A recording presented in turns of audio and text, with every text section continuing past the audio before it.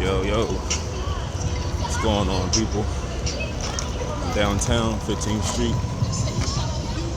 This is like New York's. This is what New York is. So 30th Street is Grand Central Station. Want to compare cities, and this is like the. What else is in New York? The Grand Central is in Midtown. The 15th is like, I don't know, downtown Chicago, I don't know. Put the camera this way. Give you a little advice for the day. Happy Sabbath to anybody out there. It doesn't matter what day you go to church. I mean, you're supposed to honor the Sabbath, but I ain't here to tell you when to go. I mean, church should be every day. Or more like, what you learn inside the church, it should be applied every day. And it's okay if you mess up. Nobody's perfect. But one thing I'm not going to do is reference the Bible to everything, every problem in your life. And maybe if you're watching, maybe you have a problem. Maybe you can't concentrate.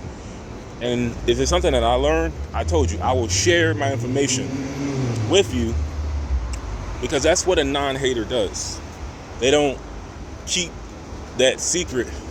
They don't conceal that information. They disseminate that to the entire world.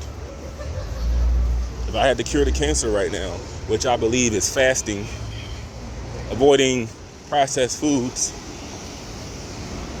cigarettes, don't go tanning.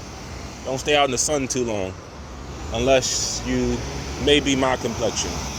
I don't know, but if I find something out, I'll tell you about it. And if you're interested in reading, learning, but you can't concentrate, maybe just starting out, trying to get in that habit of reading, but you feel like your brain's not allowing you to, try doing this. So my theory is everything did start outside. Everything started outside. We are indoors by condition. We sleep indoors, we shower indoors, we do everything indoors. Nothing wrong with that. But you know what that's saying. You can't take the serial killer out of the environment. I mean, you can take him out the environment, but you can't take the serial killer out the serial killer. You can't take the nature out of the human being, out of the Homo sapien. What am I saying exactly? I want to walk I'm on 17th Street. I'm going to walk to maybe 40th until it's 4, because I have work at 5. And I want to study using my phone, watch some videos. I don't believe I'm able to do that sitting inside a suburban station with the light in my face. Sometimes it smells. I can't smell that well, but it's people that are homeless in there,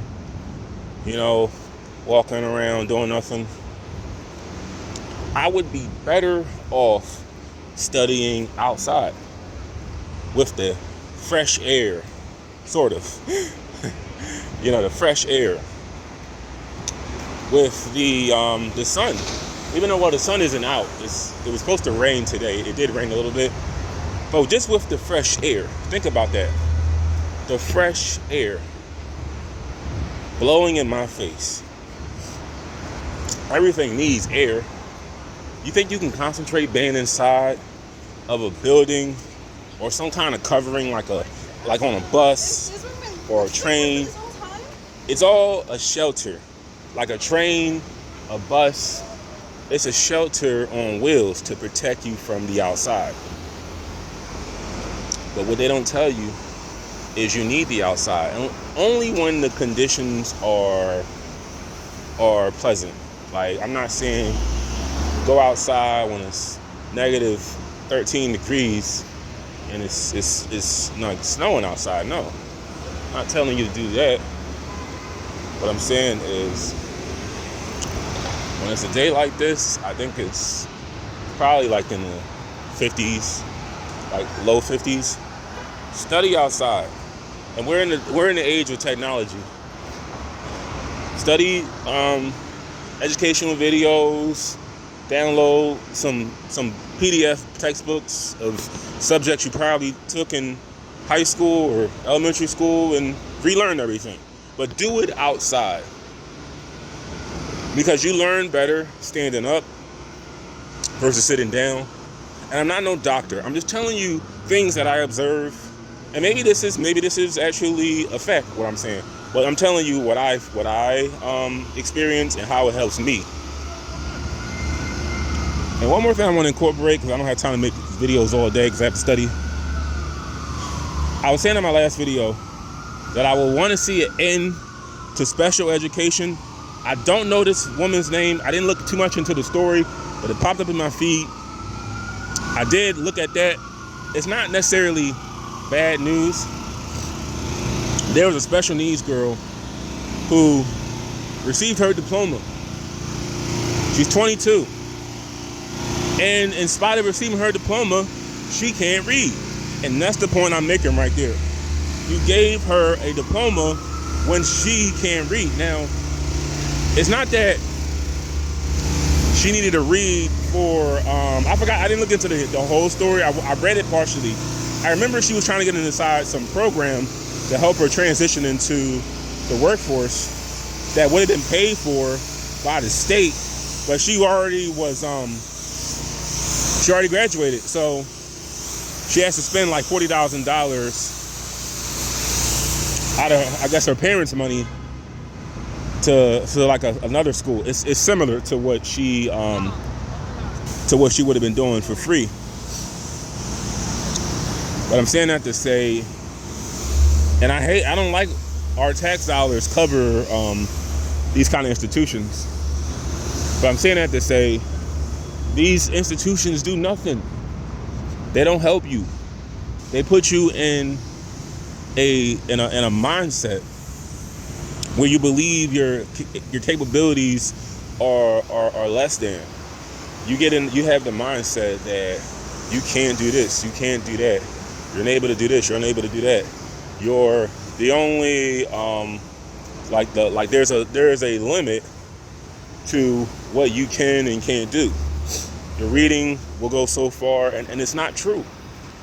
It's not true. I remember at one of my jobs, there was a guy from another country, I ain't gonna say the name of the country, but he told me that the way they treat disabled people here, they treat them like babies. See, in his country, he said that they acknowledge that person is a little impaired, but they don't treat them like it. I'm not saying there aren't cases of impairments that aren't severe where you need you need special care, but we got to get people out of that mindset of listen, because this is all I'm trying to say. I'm trying to make this video go too long, because we have to thank